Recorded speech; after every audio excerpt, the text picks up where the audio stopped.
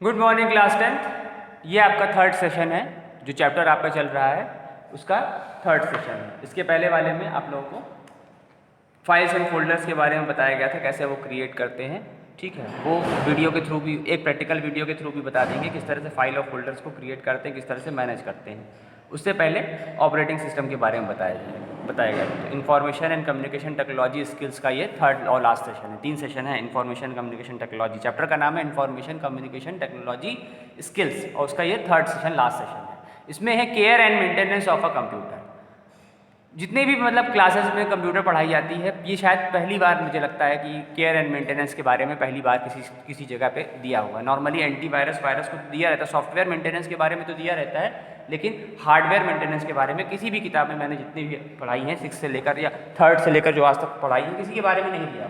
तो ये आपके इस बुक में कंप्यूटर मेंटेनेंस के बारे में पहली बार थोड़ा सा बताया है, क्योंकि इतने साल से मैं पढ़ा रहा हूँ, अभी भी किसी भी जगह पे इसके बारे में कोई डिटेलिंग ऐसे कोई खास नहीं दी गई। बस खाली ये बताया गया कि एंटीवायरस क्या होता है, वायरस क्या होता है, वो भी हालांकि इसी का एक पार्ट है, लेकिन कंप्यूटर मेंटेनेंस से रिलेटेड कोई चैप्टर कभी था ही नहीं। तो इस सेशन में पहली बार थोड़ा सा इसको बताया जा रहा है कि किस तरह से हम कंप्यूटर की केयर और मेंटेनेंस कर सकते हैं। ठीक है, सबसे पहले आता है हमारा हार्डवेयर। इस केयर और कंप्यूटर मेंटेनेंस का मतलब कि चीज़ों को सही तरीके से रख रखाव करना है। कोई किसी भी चीज़ की, घर हो, स्कूल हो, हर चीज़ की अपनी मेंटेनेंस होती है, मेंटेनेंस कॉस्ट होती है। तो उस सब का मतलब होता है रख रखाव, किस तरीके से उसको हम सही तरीके से रख सकते हैं, मैनेज कर सकते हैं।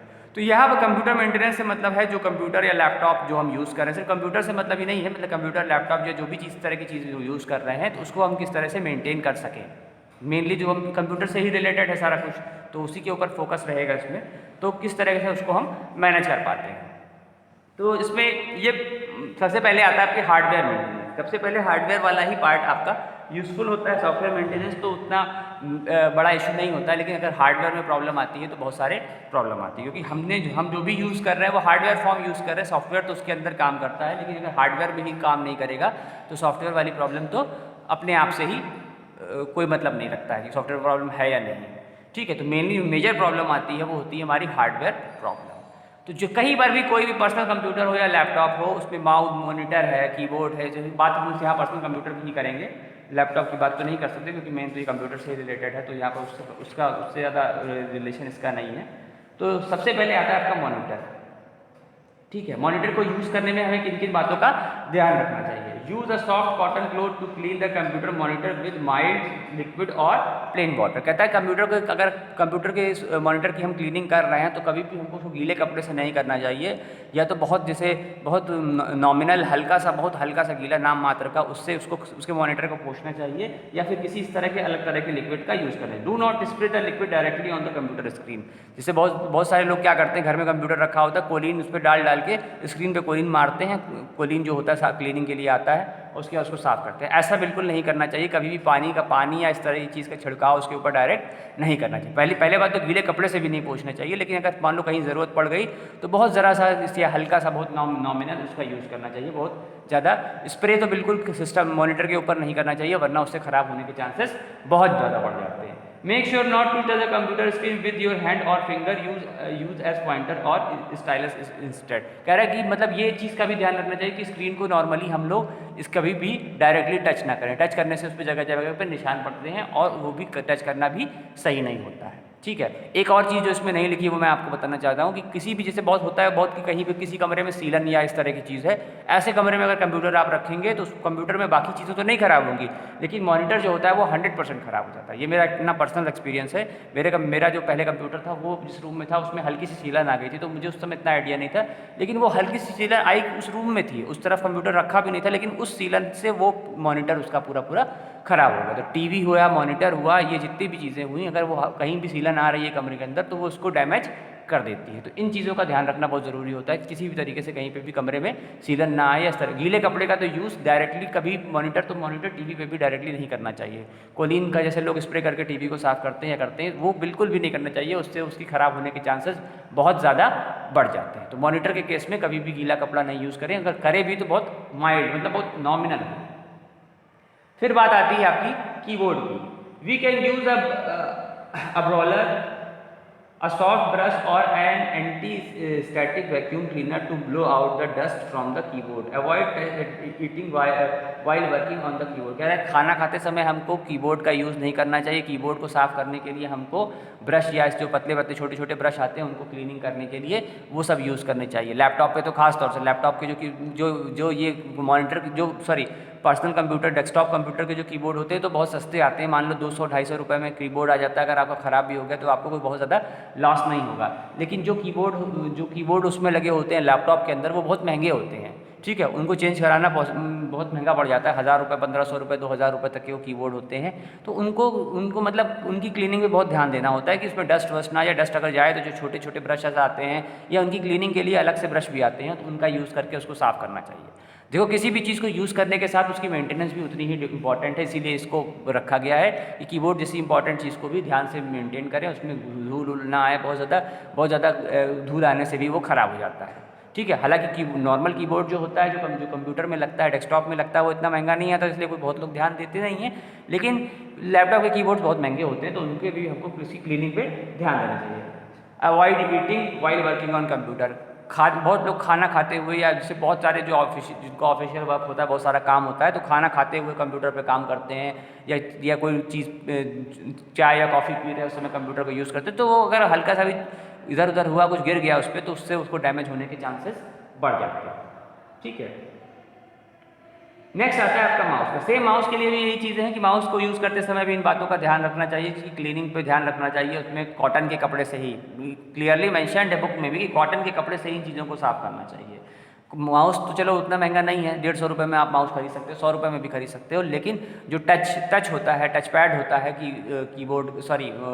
लैपटॉप का, तो वो सब अगर ख़राब हो गया तो वो बहुत दिक्कत करता है। उसमें बहुत सारी दिक्कतें आती हैं। लैपटॉप जितना यूज़ करने में जितना ईजी होता है उतना ही महंगा पड़ जाता है, उसकी मेंटेनेंस उतनी ही ज़्यादा महंगी होती है। कहीं भी आप अभी भी लैब में जाओ या ऑफिस में जाओ, ऑफिस में तो चलो फिर भी ठीक है, लेकिन लैब में कभी भी आपको लैपटॉप नहीं मिलेंगे, आपको वहाँ पर डेस्कटॉप ही मिलेंगे, क्योंकि लैब में भाई डेस्कटॉप में उतनी कॉस्टली भी नहीं है। दूसरी चीज़ उनकी मेंटेनेंस भी उतनी ज़्यादा नहीं है, उनकी मेंटेनेंस में भी उतनी दिक्कतें नहीं आती। लेकिन लैपटॉप की मेंटेनेंस बहुत ज़्यादा है, उसका कीबोर्ड ही बहुत महंगा आता है, उसका टच पैड ही बहुत महंगा आता है, मॉनिटर वाला जो पार्ट है उसका अगर उसको खरीदने जाए तो वही बहुत महंगा पड़ता है, ठीक है। उसका अलग से मॉनिटर अवेलेबल होता है, अगर किसी का मॉनिटर ख़राब हो जाए तो अलग से वो स्क्रीन लग जाती है कंपनी की तरफ से, लेकिन वो सब झंझट होता है। और अगर हम डेस्कटॉप यूज़ कर रहे हैं उसमें मॉनिटर ख़राब होगा तो आप किसी मार्केट से कहीं से भी लाकर मॉनिटर लगा सकते हो। लेकिन लैपटॉप का अगर वो मॉनिटर वाला पार्ट बिगड़ गया तो वो आप डायरेक्ट नहीं कर पाओगे, आपको उसको सर्विस सेंटर में ही देना पड़ेगा, तो उसकी मेंटेनेंस कॉस्ट काफ़ी ज़्यादा हो जाती है, ठीक है। नेक्स्ट आता है आपका CD और DVD। CD DVD का मेंटेनेंस से क्या लेना देना है? CD DVD का मेंटेनेंस से बहुत ज़्यादा लेना देना है। देखो सबसे बड़ी चीज़, एक तो डेटा को हमारे स्टोर करके रखती हैं, तो डेटा स्टोर करके अगर हमारा CD DVD में रखा हुआ है तो उसकी मेंटेनेंस पे हमें बहुत ध्यान देना होगा। उसको भी हम कभी भी गीले कपड़े से CD या DVD को उसको ना पोछें, हमेशा कॉटन के कपड़े से, वो भी हल्के से उसको पोछें। बहुत ज़्यादा जहाँ पे मॉइस्चर वाली जगह पे उसको नहीं रखना चाहिए, वरना वो CD DVD रखे उसमें मॉइस्चर आ जाता है और वो ख़राब हो जाती है। अगर बहुत साल से CD या DVD रखी है तो वो ख़राब हो जाती है। पेन ड्राइव में रखा हुआ डेटा नहीं खराब होगा, लेकिन CD या DVD में रखा हुआ डेटा वो मॉइस्चर की वजह से ख़राब हो जाता है। तो उसको ऐसे जगह पे रखना चाहिए जहाँ मॉइस्चर ना है। बाकायदा इसके फोल्डर्स भी आते हैं। फोल्डर्स का मतलब वो कंप्यूटर फोल्डर से नहीं है, वो कपड़े के बने हुए फोल्डर होते हैं जिनमें CD DVD को रखा जाता है, तो उसमें अगर हम उनको रखते हैं तो वो ख़राब होने के चांस कम होंगे। उनके बॉक्सेस भी आते हैं बहुत बार। अब भाई देखो इसमें CD DVD इसलिए दिया है कि बहुत कहीं पे यूज़ अब तो नहीं लोग यूज़ करते, अब तो एक्सटर्नल हार्ड डिस्क इतनी इंपॉर्टेंट चीज़ है, जिनको ज़्यादा डेटा रखना है वो एक्सटर्नल हार्ड डिस्क रखते हैं। लेकिन ये अब हर उस पर्पज़ के हिसाब से बताया जा रहा है, तो वो CD DVD को भी रखना उतना ही इंपॉर्टेंट है कि CD DVD को हमको सही जगह पे रखना चाहिए, मॉइस्चर से दूर रखना चाहिए। और उनको उनकी क्लीनिंग करते समय मान लो CD DVD में ऐसा मतलब उसको साफ कपड़े से पोंछे कि उस पर स्क्रैचेस ना। एक चीज़ यहाँ पर छूट गई जो नोट करनी थी, नोट नहीं की है मैंने। CPU cabinet. CPU कैबिनेट भी भाई हमारा एक हार्डवेयर का पार्ट है कि CPU जो बॉक्स होता है उसको भी हमें टाइम पे क्लीन करना चाहिए। उसके अंदर को उसको खोलकर उसको थोड़ा सा कपड़े से क्लीन कर देना चाहिए। साल में जिनके पास पर्सनल कंप्यूटर है उनको साल में एक बार तो अपने CPU बॉक्स को ओपन करके हल्का सा हल्के कपड़े से, सूखे कपड़े से, वहाँ तो हल्का गीला भी नहीं हम यूज़ करते, सूखे कपड़े से उसको थोड़ा झाड़ दें, तो उससे क्या होता है ना कि जो धूल मिट्टी की वजह से बहुत बार उसकी वर्किंग में दिक्कत करता है, तो वो नहीं होती। एक बार मेरा कंप्यूटर काम चलते चलते बंद हो गया, उस कंप्यूटर को मैं सर्विस सेंटर लेके जाने वाला था, लेकिन हुआ क्या कि तभी मेरा एक फ्रेंड आया, 2 मिनट रुको चेक करते हैं। उसने खोला और उसने उसको सिर्फ उसकी रैम को निकाला, उसको साफ़ किया कपड़े से, वापस लगा दिया और कंप्यूटर बिल्कुल ऑन हो गया। अगर उसको शॉप पर लेके गए होते तो कम से कम 500 रुपये तो वो ऐसे ले लेता खाली चेक करने के, और कुछ भी बेवकूफ़ बना के कुछ भी पार्ट इधर उधर कर सकता था। तो बहुत बार डस्ट की वजह से भी कंप्यूटर नहीं काम करता, बहुत ज़्यादा डस्ट आ जाती है तो उसकी रैम जो होती नहीं काम करती, तो सही से ऑन ही नहीं होता है। तो उस दिन से आइडिया मुझे भी लगा कि मतलब किसी क्लीनिंग की कितनी इंपॉर्टेंस होती है, क्योंकि शुरू में तो नहीं पता होता था। शुरू में तो भाई उस समय में पढ़ रहे थे तो इतना आइडिया नहीं था, और कोई इस समय लोगों के पास कंप्यूटर्स होते भी नहीं थे तो भी कोई सजेशन नहीं दे सकता था कि ऐसे करो या वैसे करो या इस तरीके से करो, तो कोई बता नहीं सकता था।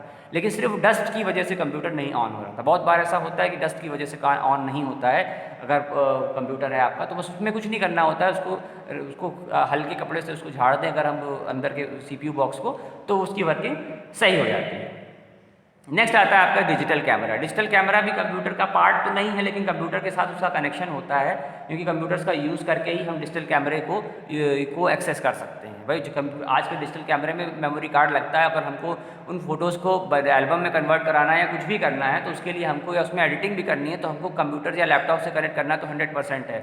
किसी भी फोटो वाले के यहाँ चले जाओ आप लोग, कभी भी देखो कहीं फ़ोटो खिंचवाने जाओ या कुछ भी, सब जगह पे लैपटॉप या कैमरा उनके पास रहता है। बिना उसके वो कर ही नहीं सकते, ना वो वीडियो की एडिटिंग कर सकते हैं ना वो फ़ोटो की एडिटिंग कर सकते हैं। जैसे आप लोगों को फ़ोटो खिंचवानी होगी तो आपने फ़ोटो खिंचवा दी, लेकिन जो नेम आपका डाला गया वो तो एडिटिंग के थ्रू ही डाला गया, वो डायरेक्ट डाल ही नहीं सकते हैं। तो क्या डिजिटल कैमरा भी एक तरीके से कंप्यूटर का ही पार्ट बन जाता है कहीं कहीं पे, तो उसको तो और वो और भी ज़्यादा सेंसिटिव होता है, तो उसकी केयर हमारे लिए और भी इम्पॉर्टेंट होती है। उसका लेंस जो होता है बहुत महंगा आता है, तो उसको केयर करने के लिए भी उसको भी मतलब ध्यान से यूज़ करना चाहिए, साफ़ सफाई से उसे यूज़ करना चाहिए। उसके कवर ववर जो आते हैं उनको प्रॉपरली लगा के रखते हैं वो लोग इसीलिए, क्योंकि अगर उसको नॉर्मली इसे छोड़ देंगे तो उसमें डस्ट से ही वो ख़राब हो जाएगा। बाकी किसी फिजिकल डैमेज हो ना हो, डस्ट उसको अपने आप में वो ख़राब करने के लिए पर्याप्त है कि वो डस्ट की वजह से या सर्दी मौसम की वजह से भी उस पर आता है। मौसम का बहुत बड़ा इफेक्ट होता है, इसीलिए इस तरह के रूम जो पहले के टाइम पे जो कंप्यूटर आते थे बहुत पहले, तो उसमें लोगों को बहुत बड़ा एक भ्रम था कि कंप्यूटर अगर लगवाना है तो AC भी लगवाना पड़ेगा।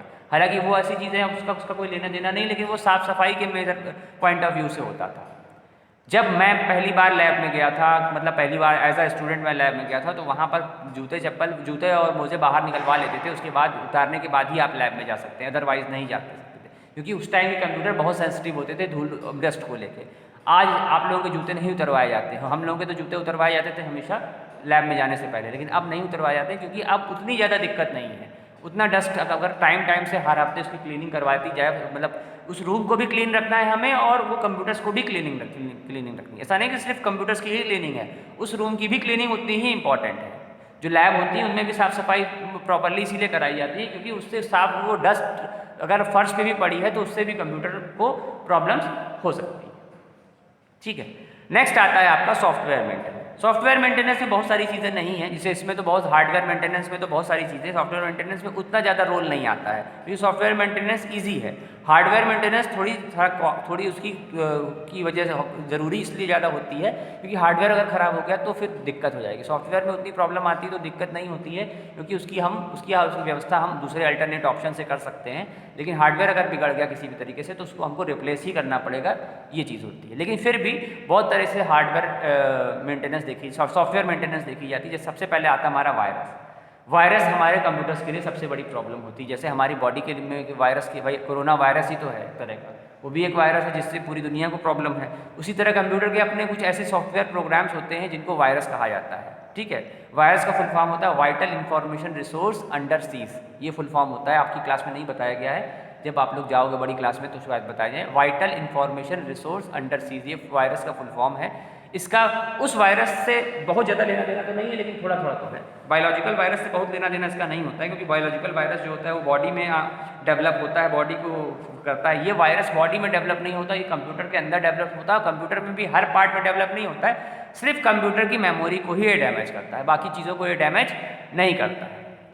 ना ये कीबोर्ड को डैमेज कर सकता है, ना ये माउस को डैमेज कर सकता है, ना ही ये मॉनिटर को डैमेज कर सकता है। ये सिर्फ आपके CPU में जो हार्ड डिस्क वाला पार्ट है या मेमोरी कार्ड है या CD DVDs हैं या फिर पेन ड्राइव्स हैं, इनको ही ये डैमेज करता है। और बहुत बार सिस्टम को ये एक्सेस तक नहीं होने देता। जब उसमें हार्ड डिस्क ही नहीं काम करेगी तो सिस्टम आपका ओपन ही नहीं हो पाएगा।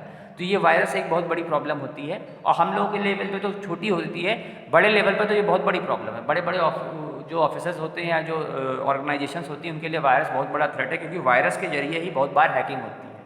जो भी मतलब कई बार आपको सुनने में आया हो कि चाइना ने इंडिया के ऊपर साइबर हमला किया, तो वो साइबर हमला वो वायरसेस के जरिए ही होता है। वायरस डालकर ही उनके सिस्टम को थोड़ी देर के लिए डिस्टर्ब किया जाता है, जिससे कि कोई दूसरा आदमी उसके अंदर एक्सेस कर सके, अनऑथराइज एक्सेस ले सके। तो ये वायरस बहुत बड़ी प्रॉब्लम है।